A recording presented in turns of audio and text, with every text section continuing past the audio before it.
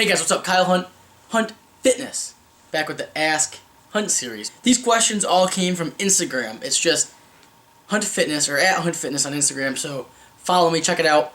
I'm gonna be doing these again, and on Facebook and Twitter for those of you who follow me on those social media outlets. First question from Cody Walden, 0202. Who do you want to collab with next? I don't know. I've collabed with a lot of people, mostly my friends, but I'd say the only I guess it would be more of like a CrossFitter now. I haven't collabed with any CrossFitters, so probably a CrossFitter. Maybe Rich Froning or something. I'll collab with him. What are you laughing about? You're not gonna collab with Rich Froning. Yes, I am. No. Yes, I am. No one asked you. Excuse me? So yeah, to answer your question, Cody, I'd like to collab with Rich Froning. Alright. Skylar McManus. What is half natty? I always thought you were either natural or not half natural. How do I answer this one? Well, I think you can only be natural or not natural, but half natty, I believe, was started by Matt Ogus. I think he was the first one to start saying that. It's all about lighting and how you can manipulate pictures to make yourself look a lot better than you do in person. Lighting is huge. Shadows, depth perception, Instagram filters. Just a good photographer can really make a difference with physique. That's why there's a whole industry centered around, fitness modeling and fitness photography, because those guys get paid to make people look really good. There's your assistant. Come here. This is my secretary. Name's Little Cat. Maggie Little Cat. Say hi. Okay. There she is. Look at that. So yeah, that's what half natty is. It's just really the making yourself you're 100% natural, I believe, if you're half natty, because it wouldn't make sense to be not natty and then claim to be half natty. So it's a natural person that uses really good lighting to make themselves look better. All right, longboarder 1052. What's your take on training till failure? Well, this is, like most questions in training and nutrition questions, it really revolves around what your goals are. But training to failure, here's the deal. For hypertrophy reasons, muscle growth, hypertrophy, I don't think there's not a huge benefit to training till failure. It's really hard on the central nervous system, and you don't really need to do it. Now, however, I feel if you're training for strength, powerlifting, even Olympic lifting, you're going to have to train to that point where failure could happen. I don't ever really recommend missing lifts. So, that's one thing. But pushing yourself to the limit in a sport where you're trying to lift as much weight as possible, you're going to have to try to train to failure. But for hypertrophy reasons, I don't see a benefit in it. From Swolger Boy, what's your opinion on using a raised heel for long-term squat use? Well, I think you're talking about squat shoes, and I think you should always squat in squat shoes. I feel like, especially if you're a narrower, kind of Olympic lifting squat style like I do, high bar, narrow stance, the raised heel helps you get to depth easier. A lot of people have ankle mobility issues, and squatting in barefoot or in chucks just really doesn't allow them to get to depth. Now, powerlifters go super wide stance, low bar. They're just trying to hit parallel. They can squat fine in a chuck or a Chuck Taylor or something like that, flash sole. But I think just for a general trainer, if you aren't a power lifter, I think the raised heel is the way to go. Dylan asked, when you deadlift or bench, do you do it in the beginning or the end of your workout? It really depends, but I always try to do my major lift for that day first. When you're fresh. Go in, hit a nice warm-up, do some mobility work, and then jump right into doing some warm-up sets with whatever main movement I'm going to do that day. So if it's an upper day, maybe it's bench press, maybe it's an overhead press, maybe it's something else, or in a lower body day, maybe it's squat, maybe it's deadlift. But whatever my focus is for that training session, I try to put it first. However, sometimes I will do speed, if I'm going to do speed stuff that day, so maybe box jumps or, like speed bench or something like that, I would put that first. I feel like explosive power movements, because you're not really using, there's not much eccentric loading onto it, so you're not really going to get sore or tired from that as much. So that would be the only circumstance where I wouldn't do my main strength lift first. A really hot girl who won't be named wants to know what your favorite form of cardio is. Oh, yeah? Oh, yeah. My favorite form of cardio is probably the prowler. Oh, really? Yeah. I don't think that's right. You don't? No. Oh, what do you think my favorite form of cardio is? I think it's what resulted in us getting pregnant. Oh, it could be. Yeah? Yeah. Well, that's probably my favorite form, but prowler would be second then. So what's your favorite form? I think everybody knows. Josh1739 said, can mixed grip deadlifting put a risk of a bicep tear? If so, is the chance low and are straps acceptable? Do you think the hook grip can be effective? That's a really good question.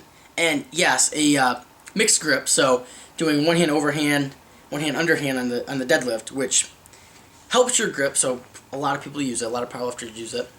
It does put a lot of stress on your bicep. So I've actually heard of a lot of people getting bicep tears from that. But not as much as you'd think, because you're more likely to tear your bicep on something like a tire flip, because your bicep's more susceptible when it's in a flex position and then gets resistance. But on a deadlift, if you're keeping your arms straight and you're not really, your bicep's obviously going to be contracted, but it's never going to be receiving weight. So while it's a possibility, you don't see it as much as most people think. What was the second part of that question? Are straps acceptable? The hard ass answer would be no. If you're going to compete in any type of sport where grip strength is a factor, so powerlifting, I wouldn't get accustomed to training with straps just because, you're going to need the grip strength anyways. On deadlifts, however, if you're doing like upper back stuff, like maybe barbell rows or something like that, and your grip strength is not an issue, you've never had a trouble or any issue with your grip strength, like sometimes, like me, I've never had a problem with grip strength. I've always had extremely strong grip. Sometimes I will use straps if I just, like on barbell rows, because I can row a shit ton of weight, and sometimes that I actually, don't feel like hanging onto the damn bar, so straps will help. Sometimes Olympic lifters will use straps because it tears up their hands doing a ton of volume, so that's another reason to use straps. I'm not totally against them. They are beneficial in some cases. Cuddyhead94 wants to know Was that it for that last kid? Yeah. That's why I didn't say anything else. Oh. He wants to know how he fixes muscle imbalances. I do a lot of unilateral training, so single arm dumbbell press, overhead press, bench press, one arm dumbbell rows, unilateral lower body stuff, so Bulgarian split squats, lunges, pistol squats. Yeah. Also, just use good form, and that shouldn't be an issue, but if it's already an issue, that's how I'd fix it. GSXR171 wants to know Batman or Superman? I'm not really a fan of comics, but I'll say Batman. LA Howell17 wants to know how to make their stubborn calves grow, and how can they do mobility work without all of that equipment? Well, the calf push, I'm probably the worst person to ask. I don't even train calves, and I have pretty good calves. But, really, here's a little breakdown. Your gastroc, so the upper part of your calf, the big chunk, meaty part, is a lot of fast twitch muscle fibers. So, explosive movements, heavy weight, low reps. So, maybe like 4 or 5 sets for 5 reps. Nice squeeze at the top, very slow eccentric, pause at the bottom, and get a full range of motion. The soleus, the muscle below the gastroc, is a complete opposite, responds more to higher reps. So, again, nice slow negatives, nice slow eccentrics, pause at the bottom, pause at the top, full range of motion. 3 to 4 sets, 15 to 20 reps. However, I'm not a huge believer in direct calf training. Honestly, I would probably just have you do. I mean, you're gonna get a lot of calf activity on stuff like box jumps or any type of jumping motion. I mean, really, I think that's the only reason my calves have any type of growth, really, because I don't train them. So, what was the other part? How can they do mobility work without all of that equipment? Well, I mean, really, the only equipment you need for mobility work is a foam roller and some bands. But if you don't have that, I mean, it's still fine. There's a ton of balls. well, lacrosse balls too. But yeah, I mean, a lot of that stuff you can get at your gym. I mean, a gym will have foam rollers. Sometimes they have lacrosse balls. If not, they have medicine balls that you can use. Kind of is the same idea. But I mean, there's a ton of body weight stuff you can do too. So don't try to limit yourself to only using the tools. I mean, you can do body weight mobility work that's very beneficial. The best guy for mobility, I'm sure most people listening to this already know, but Kelly started at Mobility Wad. Check him out. He's kind of the gold standard in mobility, so check that out. Next question. Dominic Lugo wants to know if you believe in reverse dieting after cutting or just going back to maintenance. Also, do you believe in anabolic rebound after cutting? Well, anabolic rebound after cutting, I don't really believe in that. And the main reason is after a cutting cycle, your metabolism takes a really big hit. So really, the anabolic rebound, whatever benefit you would get out of that, I mean, you probably do get a little bit of anabolic rebound when you as soon as you increase calories following a cut. However, you're kind of primed to store fat at the same time.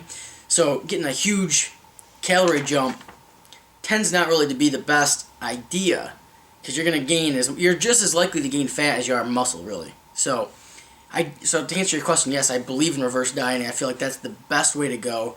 Slow, tapered increases, basically just how you what it says, reverse diet. So reverse out of your end point, slowly add calories just like you slowly reduce calories cutting, and slowly work back up to your maintenance. Don't just jump right to your maintenance. Another point to remember, though, is really you got to be two things. One, be very conscious of how much you're eating, so track all your macros. Two, you're going to have to measure your progress somehow. A lot of people don't like weighing themselves, but that's the best way to go. Weigh yourself, so then at the end of each week, see what happens, a lot of times people start adding calories in following a cut. So they start the reverse diet. Add calories, for the first week, slowly. They actually don't gain any weight. They maybe even lose weight, stay the same. Week 2, maybe stay the same, might even lose weight. Add calories slowly. In that case, I would actually suggest increasing calories a little bit more each week so you're not still losing weight. I mean, unless that's the idea, but then you're not reverse dieting, you're still cutting. So that's why it's important to track your progress in that case. So track your progress end of the week, and if you're still maintaining weight or even losing weight, which is more common than you think, then just increase calories a little bit more each week. So, what was it? What was the other part? You answered it all. Oh, this is going to be a long-ass video. Luke Rupinian wants to know how to bring up your delts. Overhead press and handstand push-ups. And face pulls. The only 3 shoulder exercises I like, really. And, well, actually, no, I take that back. Standing barbell overhead press, dumbbell, one-arm overhead press, face pulls, handstand push-ups. This one's good. The Brute Brody. Oh, Brody Bloom, this one's epic. This is the ending. Everyone's from Facebook. Oh, okay. Kyle, why are you a genetically beautiful piece of man muscle meat? Brody, he's the best. I don't know. I was born this way. Right? Yeah. How would you answer that one? Why are you beautiful? Yeah. Because your mom looks good. Oh, yeah? You get it from your mom. Do I get it from my mama? You get it from your mama. I get it from my mama. And Kyle has the best ass ever. I do squat. Alright, guys. If you have any questions, send them to me. Twitter, Facebook, Instagram. I don't give a fuck how you send them to me. Ask Hunt. Peace, guys.